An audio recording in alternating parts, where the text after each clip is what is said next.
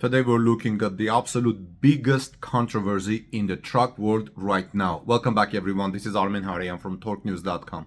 Toyota just expanded its massive engine recall yet again. We're talking about another 44,000 trucks hit by the latest recall expansion. This brings the total number of affected vehicles to nearly 275,000 across the Toyota and Lexus lineup.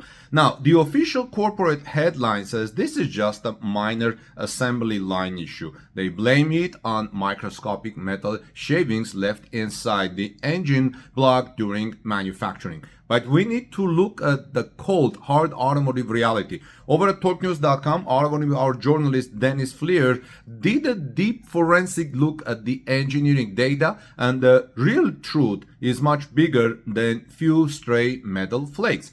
It's a referendum over the V6 versus the turbo. This isn't just a part recall. Toyota's engine crisis is a direct referendum on the entire auto industry shift from larger naturally aspirated V8 engines to highly pressurized downsized twin turbo V6 engines. When these catastrophic failures happen at 30,000 to 44,000 miles, truck owners stop blaming a single component. They start questioning the entire engineering strategy. They want to know if a small twin turbo engine can actually survive real heavy-duty truck work. Before we look at the exact mechanical teardown data, answer this question, friends, in the comments. If you buy a brand new truck for heavy towing, do you trust a small twin turbo V6 or do you still demand an old school large displacement V8? Let us know, because truck buyers are voting with their wallets right now.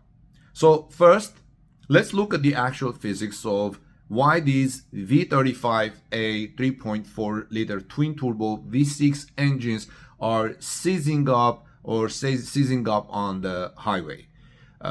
Federal laboratory teardowns submitted to the NHTSA show a very specific mechanical vulnerability at the front of the crankshaft.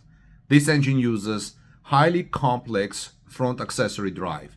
Because of this layout, the timing chain tension exerts an immense, constant physical pull right on the very first bearing journal. Under normal driving, a thin layer of pressurized engine oil keeps the spinning steel crankshaft from ever touching the soft or metal bearing shell. But modern fuel economy rules force these companies to use ultra-thin OW20 oil. Now, look at what happens when you take this setup and pull a heavy trailer up a steep mountain pass at high altitudes like the Eisenhower Tunnel in Colorado. Air density drops significantly. To maintain its power targets, the computer commands the twin turbo engines to spin up to 20% faster. This high load, high altitude towing sends internal engine temperature soaring. The superheated ultra-thin OW20 oil degrades, the protective oil film completely collapses. When that oil film disappears, those microscopic metal shavings left from the factory get tightly pinched in the number one main bearing. The intense friction instantly welds the spinning steel crankshaft directly to the bearing shell. Boom, the engine locks up completely, leaving you stranded on the side of a highway. This brings us to the biggest trend Torque News is tracking right now. Truck buyers do not use their vehicles like standard commuter cars. A pickup is a work tool for a lot of people. I don't know if it's for the most people or for a lot of people. It's a towing machine. It is expected to start every morning and run for 15 years, right? Because of these highly publicized failures, duty truck users are completely losing faith in downsized, highly stressed turbo engines. Torque News recently documented a fascinating case study of an Alaskan fleet owner who faced this exact dilemma. Instead of gambling on another light-duty turbo setup, this owner completely shifted gears. They upgraded directly to a heavy-duty platform powered by a 6.6-liter naturally aspirated gas V8 iron block engine. I will have the link of this original story in the description. Please take a look. Think about why this shift is happening. A large displacement naturally aspirated V8 doesn't rely on extreme turbo boost pressures to make its power. It features massive thick bearing journals. It uses heavier, more stable engine oil that doesn't break down under intense thermal loads. It is built from heavy, durable iron rather than lightweight aluminum.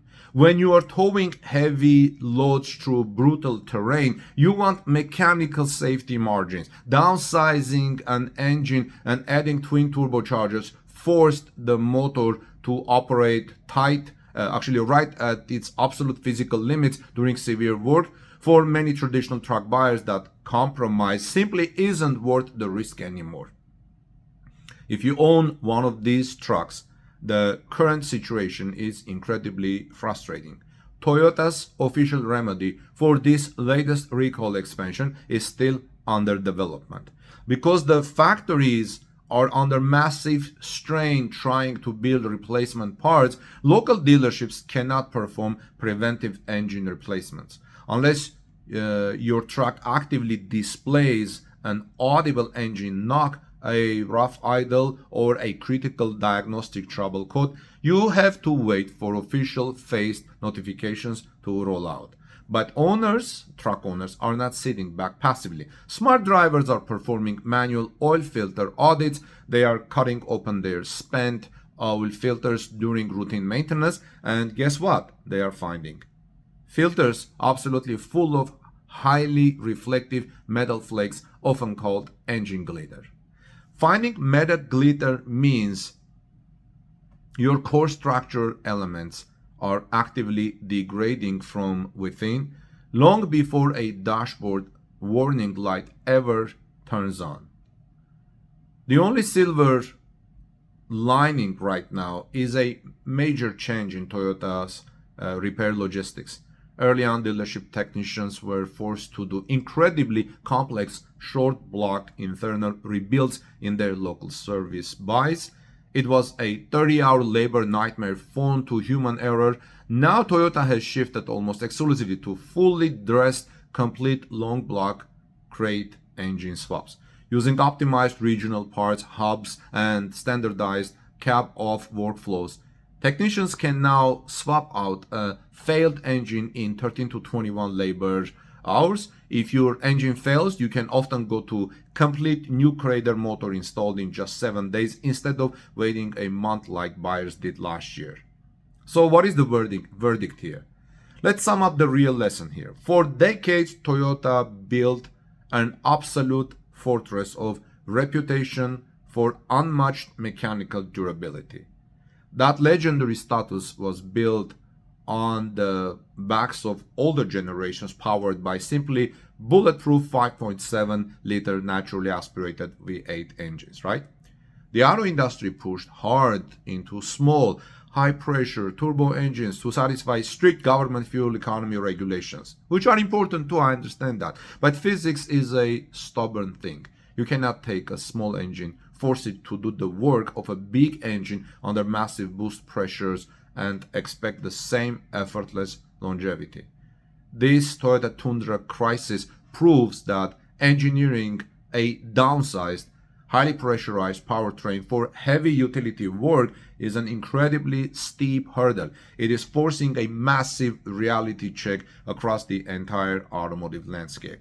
Now, let me know your thoughts, friends, on this. Do you believe Toyota can completely fix this crisis with their new long block replacement engines, or has this situation permanently damaged your trust in downsized twin turbo V6 trucks? This is why I said this is a referendum on V8 engine versus V6 engine. So if you were buying a brand new tow vehicle tomorrow, would you stick with a half-ton turbo platform, or would you jump straight to a heavy-duty naturally aspirated V8 iron block? So friends, let us know your thoughts in the comment section below. I understand gas prices are very high. The V8 engine may take more gas and it will be more expensive to operate.